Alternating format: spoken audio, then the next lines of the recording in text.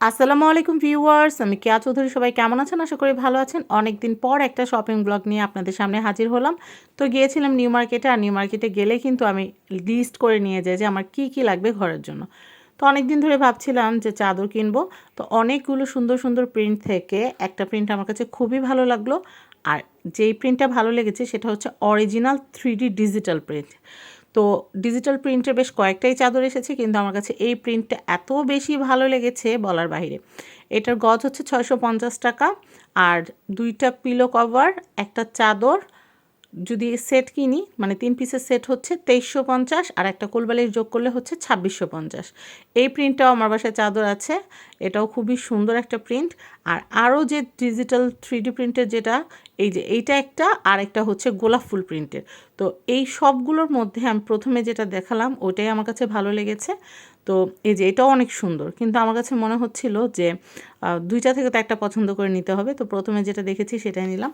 আর কোথা থেকে নিয়েছি সেটাও আমি আপনাদেরকে একটু বলে দিচ্ছি। হাবিব বেডিং থেকে কিনেছি, আর কন্ট্যাক্ট নাম্বার কিন্তু স্ক্রিনেই দেওয়া আছে।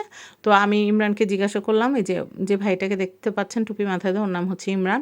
তো হাবিব বেডিংয়ে ওর থেকে আপনারা সব কিছু কেনাকাটা করতে পারবেন। ইমরান আছে, নাহিদ আছে। তো আমি বললাম যে তাহলে সবাইকে অ্যাড্রেসটা একটু দেখায় দাও, সবাই যেন কিনতে পারে। আর আমি বললাম, তো বানাইতে কতক্ষণ লাগবে? বললো, আপু বেশিক্ষণ লাগবে না, আপনার অন্য কোনো কাজ থাকলে করে আসেন, আমরা ততক্ষণে বানাই দিই।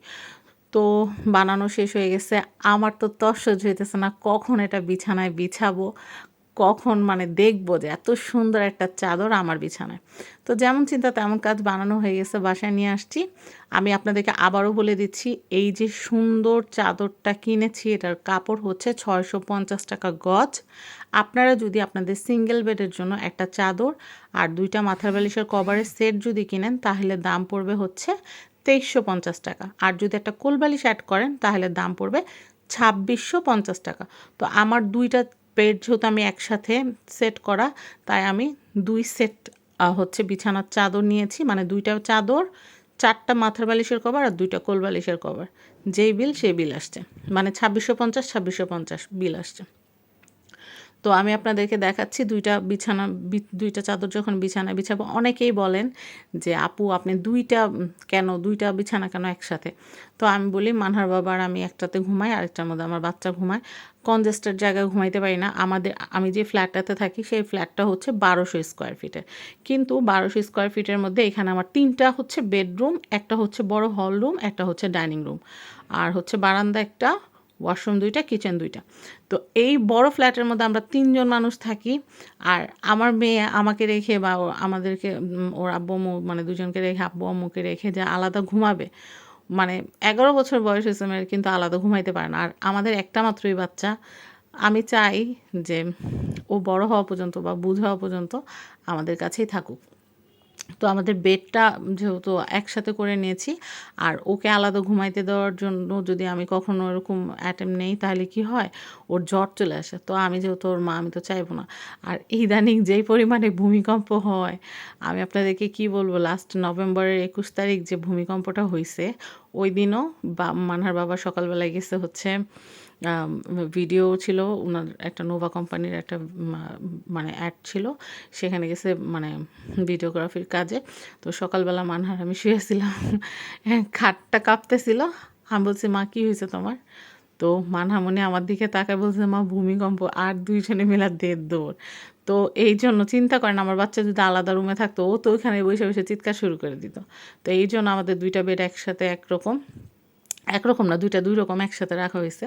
তো কিন্তু 2টা বেড একরকম না হইলেও চাদরগুলো আমি একরকম করে রাখার চেষ্টা করি, কারণ 2টা বেডে যদি 2 রকমের চাদর বিছানো হয় পুরা জঙ্গল জঙ্গল লাগবে। এর জন্য খাটের ডিজাইন যেমনই হোক, চাদরের ডিজাইনটা একরকম রাখার চেষ্টা করি।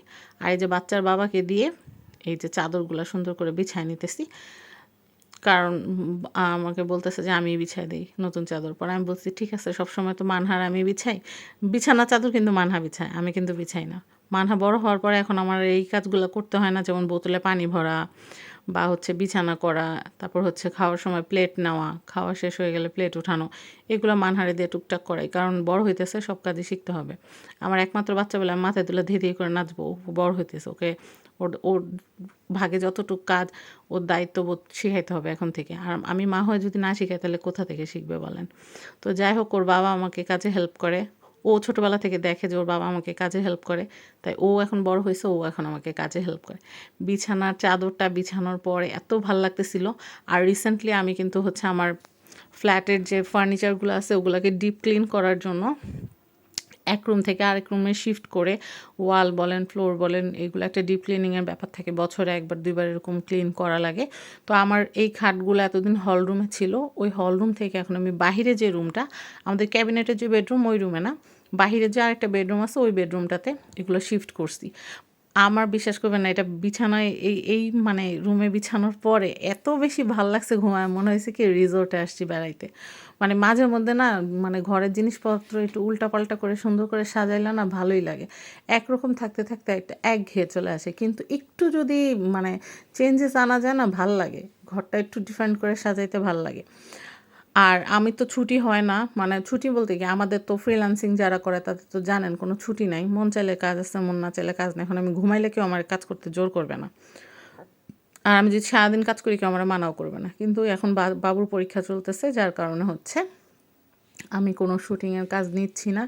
এর মধ্যে অনেকগুলা কাজ আমার পেন্ডিং হয়ে আসছে। মানহার আব্বু বলছে ১৬ ডিসেম্বরের আগে কোনো কাজ নিবা না, কোনো প্রমোশনের কাজ হবে না। পরে আমি বলছি আচ্ছা ঠিক আছে ফাইন, ১৬ ডিসেম্বরের আগে আমি আর কোনো কাজ নিব না।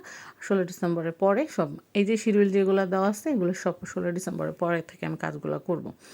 তো ভাবলাম যেহেতু এই টাইমটা বাসায় আসি, বাচ্চার পরীক্ষা চলতেছে, বাচ্চা পরীক্ষার পড়া পড়ুক, আর আমি এদিকে আমার যতগুলা পেন্ডিং রুম গুছানোর যে কাজগুলো আছে এগুলো টুকটাক করে কাপড়গুলো গুছাই ফেলি, ক্যাবিনেটে সব জিনিসগুলো নামাই। আবার শীত আসছে যেহেতু, শীতের কাপড়গুলো ক্লিন করে আবার হচ্ছে এগুলোকে ড্রাই করে এখন ইউজ করতে হবে। মানে এই হচ্ছে, মানে এইগুলো করতে করতেই কোন সময় দিন হয় কোন সময় রাত হয় এগুলো বুঝতেই পারি না। তো যাই হোক, আমার এই যে রুমটা গুছিয়েছি আমি এই পর্দাটার সাথে এটা ম্যাচিং করেছি। একটু স্কাই স্কাই টাইপ আছে, দুটা ভালোই লাগতেছে। এই রুমের ভিতর শুধু আমি ফ্রিজটা রাখছি আর দুটা খাট রাখছি, আর কিচ্ছু রাখি নাই। তো আমি অ্যাড্রেসটা দিয়ে দিয়ে অনেকে বলবেন যে আপু আপনি কোথা থেকে কিনছেন, তো আমি আপনাদেরকে দেখিয়ে দিচ্ছি। এটা হচ্ছে হাবিব বেডিং। ইমরানের নাম্বারটাও দেওয়া আছে, নাহিদের নাম্বারটাও দেওয়া আছে, দুজনের নাম্বারই দিয়ে দিয়েছি। আপনারা আপনাদের পছন্দ অনুযায়ী সুন্দর সুন্দর চাদরের কালেকশন নিতে পারবেন। আর ডিজিটাল 3D প্রিন্ট সেগুলো কিন্তু আমি আপনাদেরকে দেখিয়ে দিলাম। এছাড়া আমার চ্যানেলে আরও ভিডিও আছে, সেগুলো দেখেও আপনারা কিন্তু কেনাকাটা করতে পারেন। আর হাবিব বেডিংয়ে আমি আজকে থেকে না, আমি প্রায় ৬-৭ বছর যাবৎ হাবিব বেডিংয়ে প্রমোশনের কাজও করি, প্লাস ওদের কাছ থেকে অনেক কেনাকাটাও করি। আর এইটা আমার অনেক অনেক পছন্দ হয়েছে। আর ওদের কালেকশনগুলো এত ভালো যে একটা চাদর যদি আমি কোনো সময় প্রিন্ট দেখে আসি আমার ভালো লাগছে, পরবর্তী টাইমে গেলে পাওয়া যায় না, কারণ কি ওগুলো স্টক আউট হয়ে যায়। আর আলহামদুলিল্লাহ ডিজাইনগুলো অনেক সুন্দর ছিল। তো দেখেন আপনার ভাইয়াও কিন্তু অনেক খুশি হয়েছে। তো আপনারা ভালো থাকবেন আর ভিডিওটা অবশ্যই শেয়ার করে দিবেন।